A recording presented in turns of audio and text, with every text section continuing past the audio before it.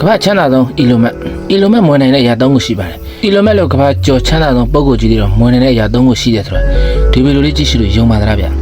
ဘာတွေမွေးနိုင်တာလဲဆိုတာကိုဗီဒီယိုလေးအဆုံးထိကြည့်ဖို့လိုပါလိမ့်မယ်အားလုံးပဲမင်္ဂလာပါကျွန်တော်နာမည်ကိုဆိုင်ပါ COG က channel တည်ထောင်ထောက်တယောက်ဖြစ်ပါတယ်ကျွန်တော် channel လေးမှာထူးခြားဆန်းပြတဲ့ဗီဒီယိုတွေတင်ဆက်ပေးတာဖြစ်လို့အားလုံးကိုကြည့်ရှုဖို့ဖိတ်ခေါ်ပါရစေဒါဆိုဗီဒီယိုလေးပြန်ဆက်အောင်ဗျငွေဆိုတာဒုတိယဖျားတစ်ခင်မှာငွေရှိရင်အားလုံးဝင်နေတယ်ဆိုတဲ့လူတွေဒီဗီဒီယိုလေးကိုတရားကြည့်ကြည့်ကြပါလိမ့်ဗျဒါပေမဲ့လည်းဒါကိုတောင်းတလူတွေကတော့လုံးဝမသိဘဲနဲ့သူတို့ကိုဖုံးပြီးနဲ့လှုပ်ဝက်ထားတဲ့အရာတွေဖြစ်ပါတယ်ပြည်သိရင်ရှက်ရှက်ကောင်းတဲ့ခံအောင်ထားပြီးသူကအပြင်မှန်းမှန်တဲ့ငွေတွေကိုရေးလို့သုံးပြထားပြီးပြောပွဲရှင်ပွဲတွေကိုကိုယ်တိုင်တက်ရောက်ပါတယ်တကယ်တော့ခလေးတယောက်လည်းကြောင်ရထောင်လေးမှာထိုင်ငိုခဲ့ဘူးပါတယ်ပထမဆုံးအနေနဲ့သူမွန်နိုင်တာကတော့လူတွေရဲ့ယုံကြည်မှုပါအထူးသဖြင့်အမေရိကန်နိုင်ငံသားတွေကသူ့ကိုတစ်စက်ကလေးမှတော့မယုံကြည်ကြပါဘူး